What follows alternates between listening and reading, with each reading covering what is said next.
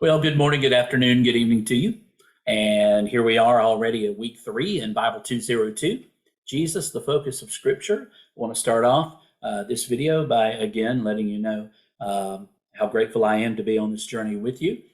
And I think this is the first video I've shown my live face to you. But it's pretty much the same as the other. I just wear glasses now instead of when I had that picture taken a few years ago.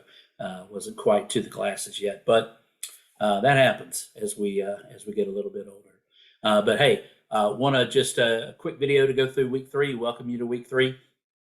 This week we're going to be looking at beginnings. We're looking at Jesus's birth and baptism. There is a voiceover PowerPoint for you here on the module for week 3. This week we will look at how each gospel begins its story of Jesus. They are not the same. We'll discuss the different birth narratives. There are only 2 gospels that share birth narratives with us, the Gospel of Matthew and the Gospel of Luke. We're going to look at those birth narratives, and one of the major things that'll happen is we'll look at how they help us understand Jesus's identity as Son of God and Messiah. This week we'll also take a look at the accounts of Jesus's baptism and what role exactly did John the Baptist or John the Baptizer. He was not a Baptist in the sense that we may think of Baptists as a denomination. And of course, there are different kinds of Baptists, but not as a denomination, but as what he did. He was a baptizer. So the role of John the Baptist. We'll end by highlighting the function of the temptations in the wilderness that Jesus underwent and what Jesus's rejection of each of them indicates about his messiahship. And so a great week as we have gone through a lot of the historical stuff, the background material, which is all very important for us to then take all of that we have learned and all of that we have been exposed to about Jesus in Judaism and the Roman, Greco-Roman world that he lived in. And we take all of that now and we take it with us into our survey of the Gospels and the survey of the life of Christ.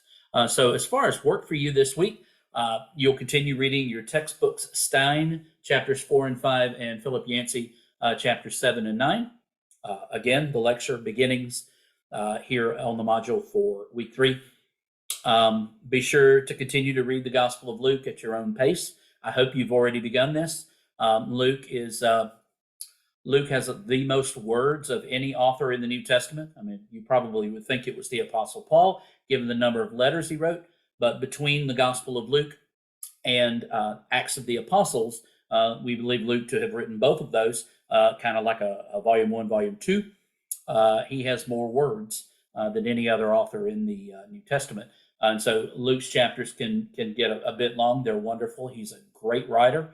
But please be sure, if you haven't started reading Luke already, be sure to start that now. You have a summary of the Gospel of Luke, which is coming up week 4 at the end of that. I have much more to say about that next week. But the big thing this week is participate in the week 3 discussion forum.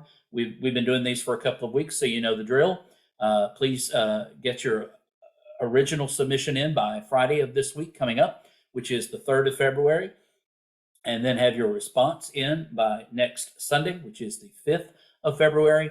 Of course, your original should be at least 225 to 275 words, and your response to a classmate should be between 75 and 125 words. Also, you should now know which parable you're doing, and you should already be kind of zoning in on that. And starting to read that.